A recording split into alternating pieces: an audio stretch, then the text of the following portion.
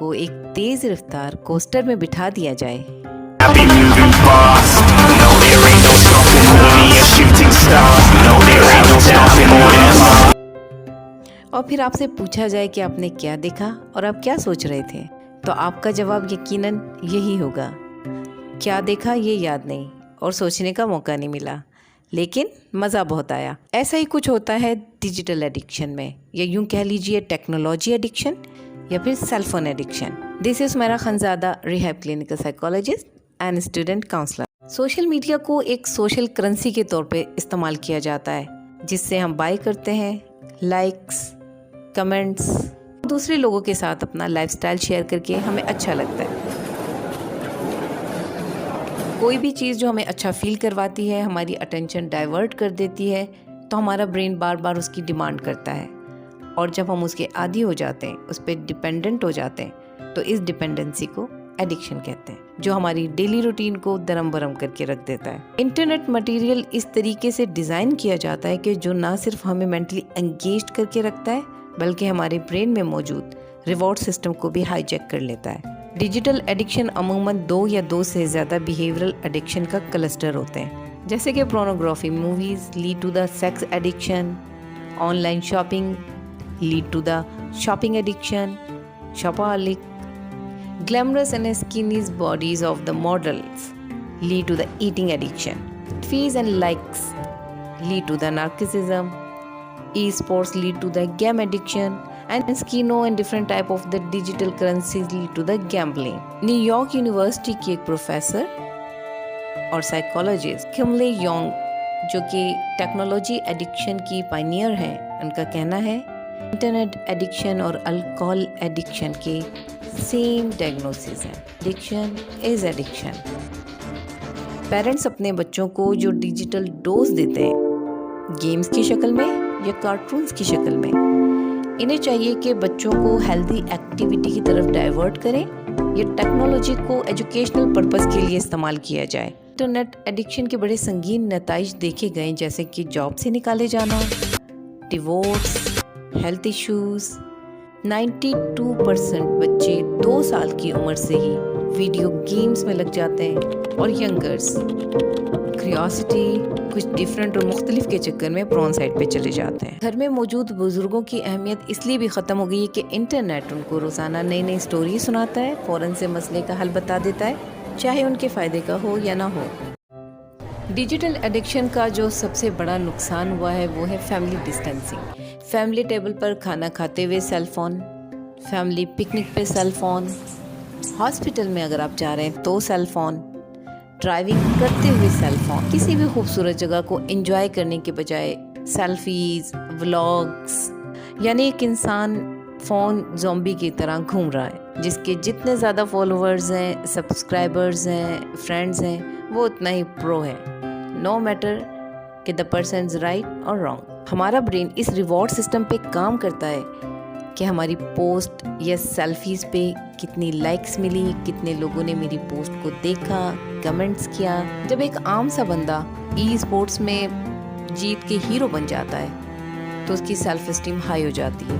एक आम सी लड़की फ़िल्टर शुदा सेल्फी लगाती है और उसको बहुत लाइक्स एंड कमेंट्स मिलते हैं, तो उसको बहुत अच्छा लगता है। कहीं ना कहीं ये फ़ाल्स परसेप्शन, ये झूठी दुनिया हमें मज़ीद डिप्रेस कर रही होती है, क्योंकि हकीकत को हम जानते हैं, जिससे हम भाग रहे हैं।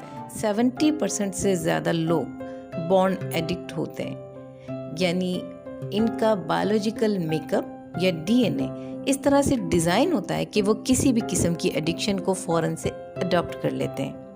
ये यूँ कह लीजिए कि उनके अंदर टेंडेंसीज़ होती हैं, रुझानात होते हैं। जेनेटिकली अगर केमिकल डोपामिन का लेवल कम हो तो भी उसे हाई करने के लिए केमिकल या नॉन केमिकल एडिक्शन की टेंडेंसी बढ़ सकती है।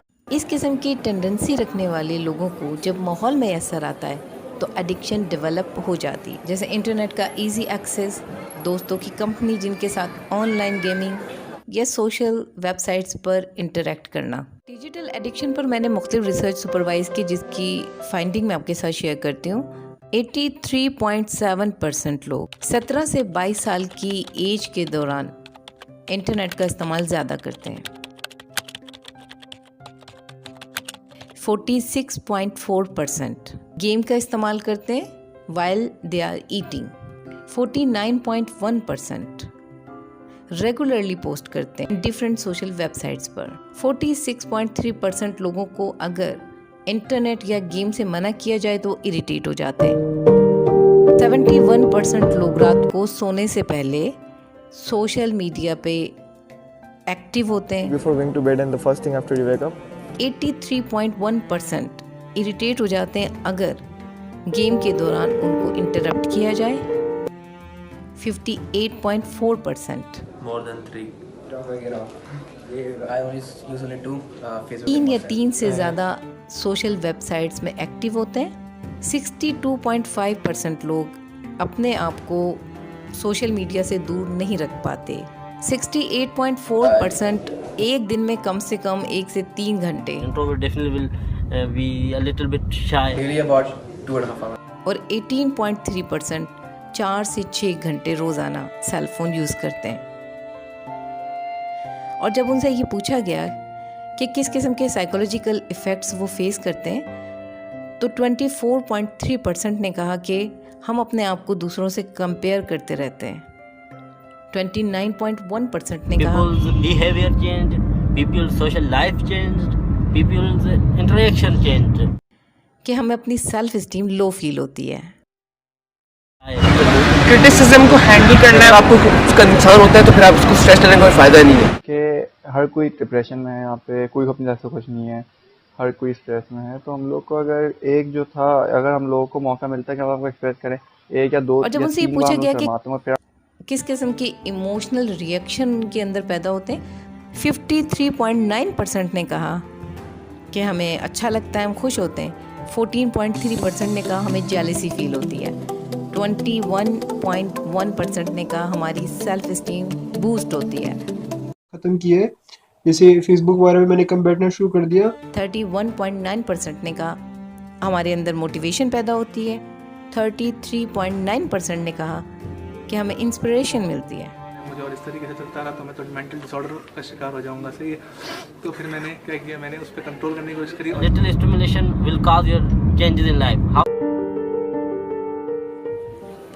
लगता तो ऐसा ही है कि इस टेक्नोलॉजी की वजह से इंसान बहुत फास्ट, सोशल और इन्फॉर्मेटिव हो गया है, लेकिन दर हकीकत वो अंदर से बहुत तन्हा, बेचैन और अदम तहफ़्फ़ुज़ का शिकार हो चला है। इस तेज़ रफ्तार कोस्टर में आप ज़रूर बैठें, लेकिन इसकी स्पीड और टाइम लिमिट अपने कंट्रोल में रखें। और मेरी हौसला अफजाई के लिए please like, subscribe and share this channel. Take care, Allah हाफ़िज़। Now it's all nothing.